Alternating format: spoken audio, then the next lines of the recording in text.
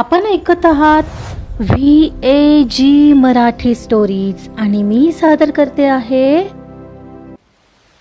साद तुला, एक नवी कोरी ऑडिओ स्टोरी. वाचकांच्या पसंतीस उतरलेली शरयू आणि मल्हारची कथा.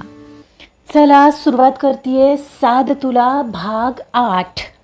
मल्हार त्याच अस्वस्थतेत आणि खोट्या आनंदाच्या भरात कारमध्ये येऊन बसला. एवढ्यात त्याला ईशान्वीचा कॉल येऊ लागला. त्याला आता खरं तर तिच्याशी बोलायची इच्छा नव्हती. त्याने तो कॉल कट केला आणि कसल्याशा विचारात हरवलेला, पण तिचा त्याला पुन्हा कॉल येऊ लागला. आता त्याने तो जरा वैतागूनच उचलला आणि उचलून पुढे काही बोलणार एवढ्यात ती सुरू झाली. Malhar, this is not done. मी फोन केला नाही तर तू सुद्धा केला नाहीयेस. एक तर त्या रात्री असाच मला एकटीला सोडून गेलास त्या नाईट क्लबमध्ये आणि त्यासाठी सॉरी म्हणायचं सोडलं, पण साधा कॉल केला नाहीस. खरंच सगळं संपलंय का? ईशान्वी, मी एकदा बोललो की we have done means done. यासाठी तुला मी कसलंही एक्सप्लेनेशन देण्यासाठी जबाबदार नाही आहे. जस्ट फोन ठेव आणि पुन्हा करू नकोस.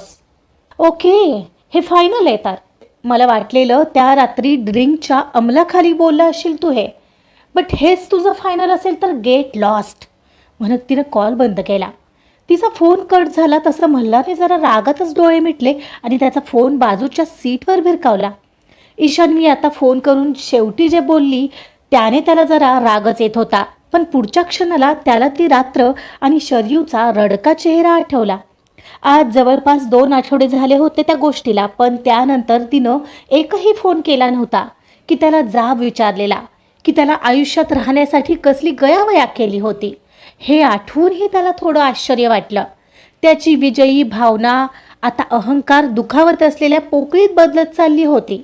खरं तर शरयूने त्याला शिव्या द्यायला हव्या होत्या, रडून त्याला अपराधी वाटायला लावायला हवं होतं, पण तिने तसं काहीच केलं नव्हतं. आणि शरयूची हीच शांतता त्याला का कोण जाणे छळत होती. ही शांतता त्याला नीनाच्या मघाच्या त्या शांत नजरेसारखीच वाटत होती. मल्हारने स्वतःला झटकलं. ती फक्त एक प्यादी होती आणि तिच्या बापाने कितीही शांत असल्याचा आव आणू दे, पण त्याच्या मुलाच्या नजरेतली आग पाहून आज माझ्या काजाला ठणक मिळते आहे. त्याने पुन्हा एकदा स्वतःला बजावलं आणि गाडी सुरू केली. तो रागाने गाडी चालवत होता, पण त्याला शांतता मिळत नव्हती. नीनाचा स्थिर चेहरा आणि शरयूची शांतता या 2 गोष्टी त्याच्या डोक्यातून जातच नव्हत्या. इकडे इटलीमध्ये दुसरा आठवडा निघून गेला तरी शरयू काही तिच्या रूममधून बाहेर निघायला तयार नव्हती आणि असंच होत राहिलं तर ती यातून कधी बाहेर पडणार. रजनी आत्याला आता काळजी सतावत होती, म्हणून आज तिने ठरवलेलं तिला जबरदस्तीने आईस डान्सच्या क्लाससाठी घेऊन जायचं. सायंकाळी 4:30ची वेळ झाली होती. रजनी आत्या शरयूच्या रूममध्ये डोकावली. शरयू, ऐकलंस का? तू तयार होणार आहेस? आपण बाहेर जातोय. आत्तू, मला नको वाटतंय, प्लीज. मी आज तुझं काही ऐकणार नाहीये. उठ बरं, तुला माझ्यासोबत यावं लागेल. बेडवर आडव्या झालेल्या शरयूला तिने जरा जबरदस्तीनेच उठवलं. अगं, बाहेर कुठे ते तरी सांग. तिथं गेल्यावर कळेल. तू चल, मला नाही आवडत तुला असं पाहायला. आणि हो, उद्यापासून पियुष सोबत जिमला सुद्धा जाणार आहेस तू, अगदी आधी जायची तशी. काय ग, माझा मूड होत नाहीये आत्तू, ती गोड अर्जव करत म्हणाली. दिवसभर नको त्या विचारात राहून सगळं कसं बदलेल शरयू? आपोआप नाही होणार आहे हे सगळं. तुला प्रयत्न करावा लागेल. चल, फ्रेश होऊन घे, मी तुझ्यासाठी छान कॉफी बनवते. आत्याने तिला जरा जबरदस्तीनेच बाथरूममध्ये ढकललं. आत्या आता काही ऐकणार नाही असं समजून आळसावलेल्या शरयूने बाथरूममध्ये येत ते थंडगार पाणी तोंडावर मारलं. अजूनही कशातच उत्साह वाटत नव्हता खरा, पण आत्याचं म्हणणंही तिला पटत होतं. इटलीला आल्यावर हे पाहीन ते पाहीन असं म्हणणारी शरयू इथं आल्यापासून तिची रूमही सोडत नव्हती. शरयू फ्रेश होऊन बाहेर आली. आत्याने तिला कॉफी दिली आणि थोडंफार स्नॅक्स दिलं.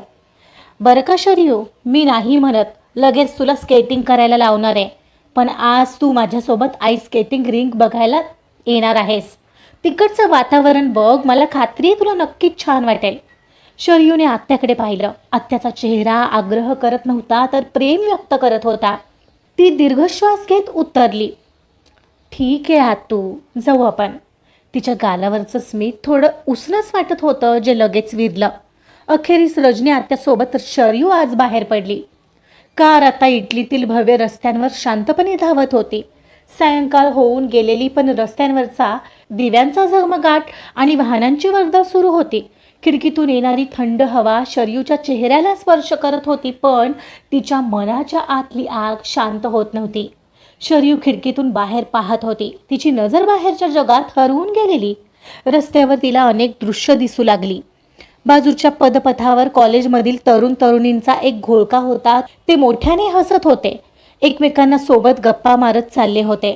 त्यांच्यात एक मोकळा उत्साह भरलेला होता, जो शरयूने कधीतरी अनुभवला होता. तिला आपोआपच प्रांजल आणि स्मिता आठवली. तिला आठवलं, आपण गेल्या 2 आठवड्यापासून त्यांना कॉल सुद्धा केला नाहीये. इतकं निरुत्साही केलं होतं मल्हारने तिला. थोडं पुढं गेल्यावर तिला एक प्रेमी युगल दिसलं. एकमेकांचा हात घट्ट धरून काहीतरी बडबडत चाललेले. एकमेकांना टाळ्या देत त्यांच्या हसण्यात एक वेगळाच उत्साह होता, आनंद होता, प्रेम होतं. पण हे दृश्य पाहून शरयूच्या मनात एक तीव्र सल निर्माण झाली. विश्वास, नातं, प्रेम सगळं खोटं वाटत होतं तिला. तिचे डोळे आपोआपच घट्ट मिटले गेले. मल्हार सोबत एकत्र घालवलेले निष्कपट क्षण तिला आपोआपच आठवले. तिथली त्यांच्यातली दांडिया नाही, ती बाईक राईडची शर्यत आणि एकदा त्याच्या बाईकवर लॉंग ड्राईव्ह आणि त्याच्यासोबतची ती पावसाळी बीचवरील रात्र. सगळंच तिला त्रास देऊ लागलं. सगळंच आठवलं आणि तिचा श्वास जडावू लागला. ते सगळं खोटं होतं हे आठवून तिच्या चेहऱ्यावरील स्नायू ताणले गेले. कोणी इतकं खोटं कसं काय वागू शकतं? कधी वाटलंच नाही त्याच्यासोबत असताना की तो खोटं वागत असेल. आत्याचं लक्ष शरयूकडे गेलं तेव्हा तिच्या चेहऱ्यावर आलेला तो ताण आणि मिटलेले घट्ट डोळे आणि हाताच्या मुठी पाहून तिने हळूच आपला हात तिच्या हातावर टेकवला. शरयू, तेच आठवून नको ना बाळा स्वतःला त्रास करून घेऊ. अगं बाहेर बघ जरा. आत्याचे शब्द कानावर पडताच तिने डोळे उघडले तर त्या डोळ्यात अश्रू होते. ट्राय करते ग मी, खरंच. तिचा आवाज कसा तरी बाहेर आला. हो कळतंय मला, पण आता बस ट्राय नाही करायचा आहे तू. मी काय सांगते ते ऐक. त्याला पश्चाताप व्हायला हवा असं बनव स्वतःला. त्याला वाटायला हवं की आपण खूप मोठी गोष्ट मिस केली आहे. नितळ मनाचे लोक कोणाला हरवत नाहीत शरयू. त्याने तुला हरवलंय, माझ्या गोड शरयूला, आणि त्याला नक्कीच याचा पश्चाताप होणारच. बघच. आतू प्लीज त्याच्याबद्दल काही बोलू नकोस. मला नाही आठवायचं त्याला. ती रजनीच्या गळ्यात पडत म्हणाली. That's like a good girl. अगं बघ किती सुंदर निसर्ग आणि रम्य जागा आहे तिथल्या. रमव स्वतःला त्यात. म्हणत शरयूने मान हलवली आणि तिचे डोळे पुसत खिडकी बाहेर पाहू लागली. ती पुन्हा खिडकी बाहेर पाहू लागली. या रंगीन जगात अजूनही तिला एकटं पडल्यासारखंच वाटू लागलेलं. काही वेळात कार एका मोठ्या चकाकणाऱ्या इमारतीसमोर थांबली. चला आपण आलोय शरयू. आईस स्केटिंग रिंक इथेच होती. शरयू आणि रजनी आत्या एका मोठ्या चकाकणाऱ्या आईस रिंकवर पोहोचल्या. रिंकवर अनेक लोक हसत खेळत स्केटिंग करत होते. थंडगार हवा आणि स्केट्सच्या घर्षणाचा आवाज तिथे भरलेला होता. शरयू बाजूला एका बाकावर शांत बसली. तिने स्केट्समध्ये अलगदपणे फिरणाऱ्या लोकांना पाहिलं. तिला क्षणभर तिचं जुनं आयुष्य आठवलं. तिची ऊर्जा, तिचा उत्साह अगदी असाच नव्हता का? पण त्याच क्षणी मल्हारचा फसवणूक करणारा चेहरा तिला पुन्हा आठवला आणि तिची नजर पुन्हा खाली गेली. आत्याने तिच्या हातात एव्हाना हॉट चॉकलेटचा मग दिला. आणि शरयू, आता जुने विचार बंद. तू इकडे लक्ष दे बरं. बघ किती छान वाटतंय हे सगळं. तू सुद्धा अशीच होतीस, मला माहिती आहे, आणि तू लवकरच पुन्हा अशीच होणार आहेस. शरयूने कॉफीचा मग हातात धरला आणि पुन्हा वर पाहू लागली. एका लहान मुलीला स्केटिंग करताना पडलेलं आणि लगेच हसून उठलेलं पाहून तिच्या चेहऱ्यावर अडकून राहिलेलं स्मित क्षणभर हललं. तिला जाणवलं की आत्या तिची काळजी घेत आहे आणि एक दिवस तिलाही तर उठायचंय. कारण पडून उठतो तोच खरा योद्धा असतो. नवीन सुरुवात तर करायलाच हवी. तिथलं वातावरण तिच्या मनाला उत्साह देत होतं. स्केटिंग आणि डान्स प्रकार करण्याची उर्मीही नव्याने देत होतं. एक लहान मुलगा आणि मुलगी, त्या दोघांनी किती सुंदर डान्स केला होता हे पाहून तिला आता नवी दिशा दिसत होती. बस आता ती ठरवणार होती की तिला कधी पूर्णपणे यातून बाहेर पडायचंय आणि नवी सुरुवात करायची आहे. आज मल्हार त्याचाच पर्सनल सेक्रेटरी रणजितच्या एंगेजमेंटला पोहोचला होता. एंगेजमेंट हॉलमध्ये पोहोचून त्याने आपली खुर्ची पकडली. समोर एंगेजमेंटचा प्रोग्राम सुरू होता. हॉलमध्ये मोठ्या आवाजात संगीत सुरू होतं. एक क्षणाला एंगेजमेंटचा प्रोग्राम पार पडला. आता रणजितला भेटून शुभेच्छा द्याव्या या विचारासह मल्हार त्याच्याकडे जायला उठणार एवढ्यात अनाऊन्समेंट झाली. हॅलो लेडीज अँड जेंटलमॅन, आता वेळ झाली आहे एका खास आणि रोमॅन्टिक क्षणाची. आज ज्यांचा आयुष्याचा प्रवासातील महत्त्वाचा टप्पा एंगेजमेंट पार पडली ते आपलं जोडपं रणजित आणि यशस्वी खास तुमच्यासाठी त्यांचा पहिला डान्स सादर करणार आहेत. त्याने उत्साहाने घोषणा केली.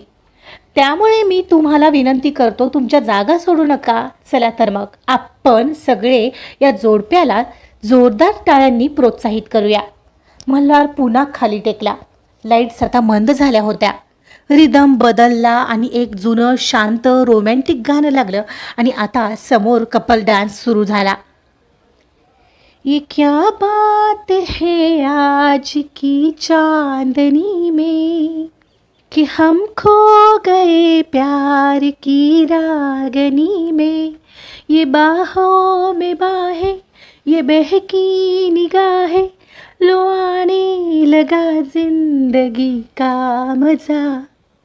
ये रातें, ये मौसम, नदी का किनारा, ये चंचल हवा. गाण्याचे सूर मल्हारच्या कानावर पडताच त्याच्या शरीरावर एक थंड लहर पसरली. हे गाणं त्याने आणि शरयूने इंस्टाग्राम रीलसाठी निवडलं होतं आणि त्या रीलने 1 मिलियन व्ह्यू क्रॉससुद्धा केले होते. ते सगळं आठवून तो एकदम अस्वस्थ होऊन मागे टेकला. त्याने डोळे मिटले. त्याला स्पष्टपणे तो क्षण आठवू लागलेला. फ्लॅशबॅक. त्या दोघांनी तेव्हा त्या रीलसाठी गोव्याचा प्रायव्हेट बीच गाठलेला. सोबत प्रोफेशनल कॅमेरामन आणि तिची एक मैत्रीण आणि त्याचा मित्रही होते. ती रात्रीची मोहक वेळ होती. आकाशात चंद्र वर आलेला आणि काळ्या ढगांआडून डोकावून पाहत होता. शरयूने लाल रंगाची शिफॉन साडी नेसली होती.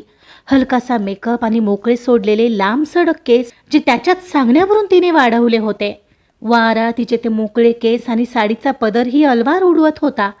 ती अतिशय आकर्षक दिसत होती. त्यात तिचं ते खळखळून हसण्याने मल्हारच्या हृदयाच्या तारा छेडल्या जात होत्या. त्याचं सतत तिच्याकडेच लक्ष जात होतं आणि आपला सुडाचा विचार परतवून पाहत होतं. मल्हारने ब्लॅक शर्ट घातला होता जो मोकळ्या वातावरणात अधिकच खुलून दिसत होता. ते दोघे एका निर्जन आणि सुंदर समुद्रकिनाऱ्यावर उभे होते आणि दोघंही त्या गाण्यावर एकमेकांकडे पाहत आपल्या अदा कॅमेऱ्यासमोर विखुरत होते. दोघांची जोडी कोणत्याही कपलला लाजवेल अशीच होती आणि जेव्हा पण तिच्याशी नजरानजर होत होती तिच्या गालात गोड लाजरं स्मित येत होतं. क्या बात है आज की चांदनी में कि हम खो गए प्यार की रागनी में. ये बाहों में बाहें, ये बहकी निगाहें, लो आने लगा जिंदगी का मजा. एकमेकांच्या मिठीत एकमेकांच्या डोळ्यात पाहणारे ते दोघंही हरवले होते आणि गाण्याचे शब्द म्हणण्याची ॲक्टिंग करत होते. पण त्यावेळची ती ॲक्टिंग खोटी नव्हती. तो रील कंप्लीट झाला आणि फायनल होताच सर्वांनी रूमवर परतण्याची तयारी सुरू केली. पण अचानक पावसाला सुरुवात झाली. बीचवर एक रिसॉर्ट होतं. तिथे त्यांच्या रूम होत्या. तिथं जाईपर्यंत तर सगळेच भिजले. भिजलेली शरयू प्रचंड गोड दिसत होती. मल्हारची नजर तिच्यावरून हटत नव्हती. त्याला काय होत होतं त्यालाही कळत नव्हतं. सगळे रिसॉर्टवर पोहोचताच आपापल्या रूममध्ये धावले. मल्हारही धावत निघणार एवढ्यात त्याला शरयूच्या गरम हाताचा स्पर्श झाला. त्याने मागे वळून पाहिलं. तिनं त्याचा असा हात पकडणं आणि त्याच्याकडे असं पाहणं, तिच्या डोळ्यात त्या क्षणी एक वेगळीच ओढ दिसत होती. काय करतेस? तो तिचा हात सोडवण्याचा प्रयत्न करत म्हणणार तर तिच्या थरथरत्या ओठांतून शब्द बाहेर पडले. मल्हार थांब ना, एकच मिनिट. अगं भेजू आपण, पाऊस पडतोय, आज जाऊन बोलू. तो हसून बोलला. मल्हार ऐक तर.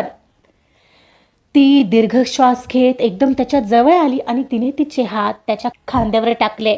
त्यांच्यात आता काहीच इंचाचं अंतर होतं. त्यावेळी तिचा गरम श्वास त्याला मानेवर जाणवला आणि सोबतच ती आता इतकी जवळ आल्याने तिच्या शरीराची ऊब त्याला जाणवली. तो स्पर्श अत्यंत हळूवार आणि अचानक होता, त्यामुळे मल्हारच्या शरीरात एक कंपन निर्माण झालं. ती आता फारच जवळ होती आणि बस वेड्यासारखी त्याला एकटक पाहत होती. जणू तिचे भिरभिरणारे डोळे आणि थरथरणारे ओठ काहीतरी आर्जव करत होते.